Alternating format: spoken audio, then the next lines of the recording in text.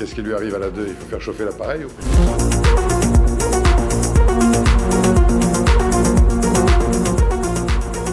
L'idée de cette enquête est venue de plusieurs tournages qu'on avait fait auparavant. Le premier tournage, c'était pour France 5. On avait réalisé avec une consoeur, Nadège Hubert, et un réalisateur de chez Capa, Alexis Marant, un documentaire sur la prostitution des mineurs de moins de 15 ans, qui étaient plutôt des jeunes filles de classe sociale aisée. On n'avait pas voulu tomber un peu dans la misère sociale ou dans la précarité, etc. Et donc, on avait tourné certaines séquences à la Brigade des mineurs de Paris, où on s'est rendu compte que le phénomène de la prostitution des mineurs avait explosé et que si dans les années 2010-2012, il y avait une douzaine de dossiers sur les étagères des enquêteurs de la Brigade des mineurs, là, cette fois-ci, on avait 70-80. Donc, on s'est dit, il y a un vrai sujet.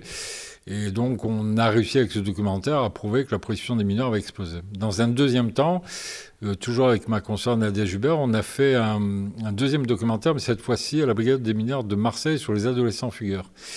Et parce que, en général, la prostitution commence toujours par des fugues. Et quand on a tiré le fil, on s'est rendu compte que la prostitution, les fugues, ça cachait bien d'autres réalités, bien d'autres misères qui concernent les adolescentes. Donc c'était des violences, c'était des viols, c'était des agressions. Et donc quand on est à la Brigade des mineurs de Marseille, on s'est rendu compte que c'est une espèce de cocon, c'est un 3e étage. Il y a essentiellement des femmes enquêtrices qui travaillent. Elles sont aujourd'hui 23, il y a 7 hommes. Et on s'est rendu compte que là, on traitait toutes les souffrances possibles et imaginables. C'est-à-dire pas simplement la prostitution des mineurs et les mineurs qui s'en vont, qui fuient, qui quittent leur famille, mais des agressions sexuelles, des violences sexuelles, des bébés secoués, des kidnappings d'enfants, c'est-à-dire des pères et des mères qui s'en vont avec leur enfant pour ne pas le présenter à l'autre conjoint. Et donc, dans ma tête, je m'étais dit, un jour, je ferai un livre, parce que c'est plus facile de s'installer dans un bureau avec un petit carnet, un crayon, de faire son boulot de journaliste de presse écrite ou d'auteur de livres que d'arriver avec tout un dispositif de caméra, des micros, ce qui était plutôt gênant. Voilà. Donc l'idée, elle a germé là. Et puis elle est surtout germée que je me suis rendu compte qu'en fait, quasiment toutes les semaines, à Marseille, il y avait des assassinats, il y avait des viols. J'avais lu un papier dans la Provence qui m'avait sidéré où, à 2 ou 3 reprises, il y avait des parents qui avaient pété les plombs, qui avaient carrément envoyé leur enfant par la fenêtre, quoi. Et donc ça, c'est la première chose. La deuxième, c'est que les brigades des mineurs se sont transformées en unités de protection des familles. Et donc les flics de la brigade des mineurs se sont retrouvés avec, en plus de leur dossier classique mineur, de tout ce qui était viol, agression sexuelle, qui concernait le milieu familial. Et donc ça devenait une espèce de microcosme dans lequel toutes les souffrances du monde tombaient comme ça sur la tête des enquêteurs et où il fallait traiter ça comme des urgentistes dans l'urgence absolue. Il y a toujours des processus à suivre parce que les flics avaient bien conscience que moi j'allais assister en direct aux auditions à la fois des mises en cause, c'est-à-dire des gens qui ont commis des délits et en même temps des victimes. Donc ça posait un problème de secret des sources, des secrets de l'instruction. Et puis ça pouvait peut-être même mettre mal à l'aise parfois soit le mis en cause, soit la victime. Une fois que j'avais obtenu toutes les autorisations du ministère de l'Intérieur et ensuite de la communication de la police à Marseille, les flics marseillais ont tout de suite compris que j'étais pas leur ennemi, que j'étais pas un voyeur, que j'étais pas quelqu'un qui était là pour révéler des secrets et pour casser l'enquête, mais que j'étais là pour comprendre ce qui se passait au quotidien dans une brigade avec des dizaines d'affaires qui arrivent tous les jours. Donc les enquêteurs et enquêtrices demandaient systématiquement à la victime ou à la personne qui était mise en cause si la présence d'un journaliste les gênait. Et alors là, je suis tombé un peu des nues parce qu'à aucun moment, quiconque m'a dit non, on ne veut pas de lui. Donc je comprends parce que les mises en cause, ils sont en garde à vue, donc en général, ils pensent pas à ça, ils s'en fichent un peu de savoir si un journaliste est là, et pas là ou pas. Et puis, je me suis rendu compte à plusieurs reprises qu'il y avait des victimes qui me disaient « Mais nous, ça nous arrange que vous soyez là parce qu'on veut que les gens sachent ce qui nous arrive. » Je veux qu'ils apprennent ce qui nous arrive, les souffrances dont on est les victimes. Donc à partir de ce moment-là, moi j'étais dans un coin de bureau, j'étais extrêmement discret, j'arrivais très tôt le matin, je repartais tard le soir.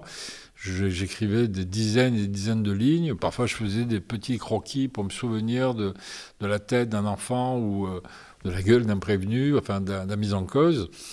Je disais quasiment jamais rien, même si parfois, face à certains mises en cause qui étaient violents, notamment avec les femmes, et qui ne reconnaissaient jamais leur tort, vous êtes sur un siège, vous êtes en général face aux flics, et j'étais derrière le mis en cause, et il y avait des moments où moi je me disais comment ils font pour tenir, quoi, parce que bon, la colère, parfois les larmes, parce que j'ai assisté à des auditions de gamines qui parlaient de leur propre viol.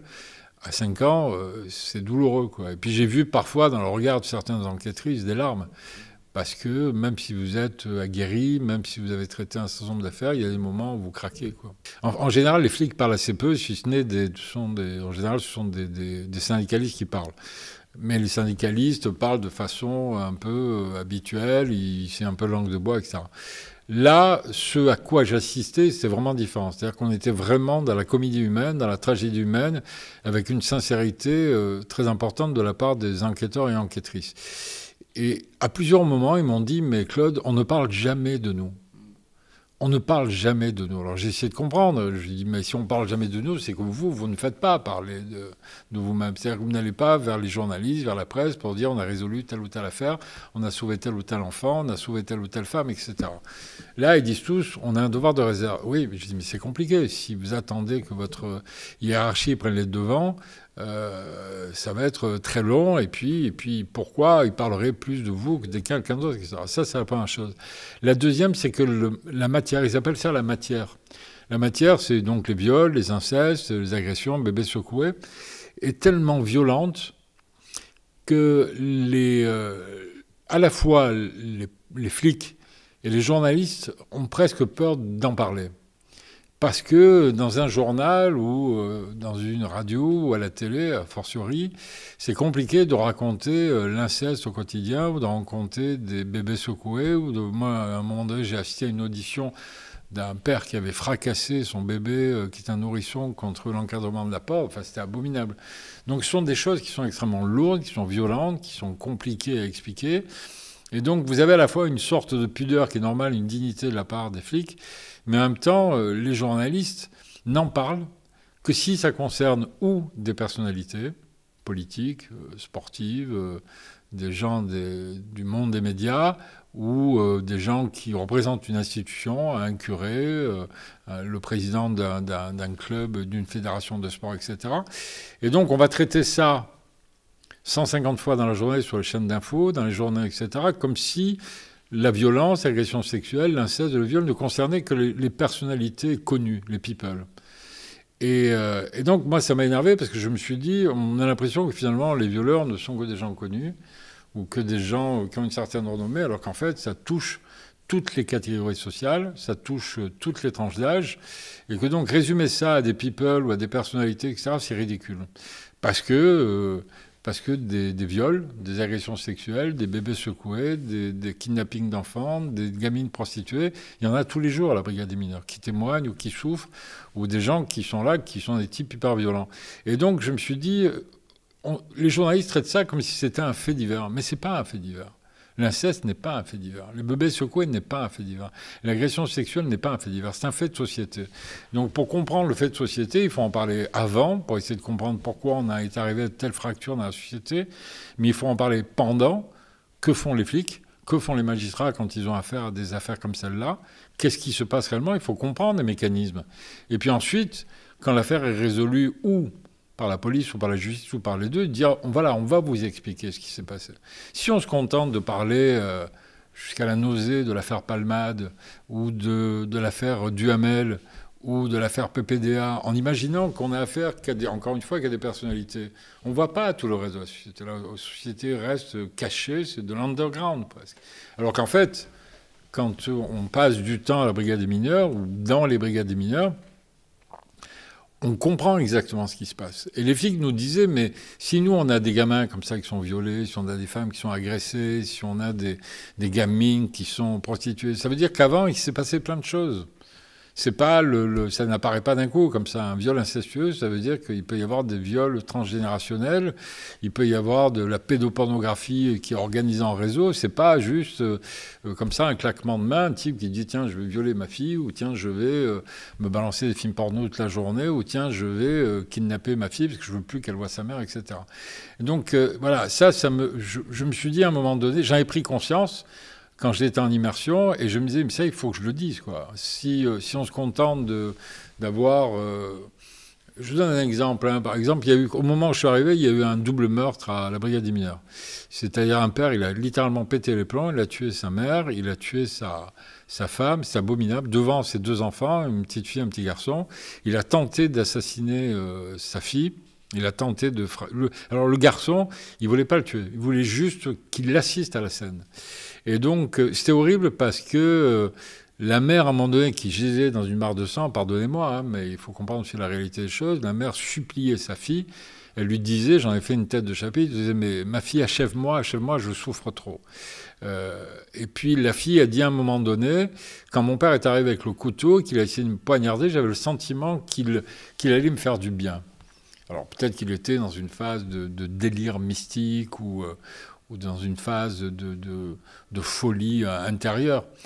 Mais je vous dis ça pourquoi? Parce qu'en fait, après, dans tous les journaux, y compris la presse nationale, radio, télé, tout le monde en a parlé. Puis ça a duré le temps que les roses durent, c'est-à-dire pas grand-chose. Et puis après, on a plus parlé. On ne s'est jamais dit, mais tiens, pourquoi ce père a pété les plombs? Est-ce qu'il était devenu fou? Est-ce qu'il y avait une raison? Est-ce qu'il avait un reproche à faire à sa mère, à sa femme? Pourquoi il a dit ça à sa fille? Je vais te faire du bien, etc. quoi. Voilà, on a traité ça comme un banal fait divers, alors que des histoires comme celle-là de pères, de mères qui pètent les plombs et qui sont capables d'assassiner dans une violence inouïe leurs enfants, leur propre épouse ou leur mère. Alors je ne dis pas que ça arrive tous les jours, mais ça arrive. Et donc, voilà, dans la Provence, ça faisait quasiment une page entière. Toutes les chaînes d'infos ont traité ce sujet.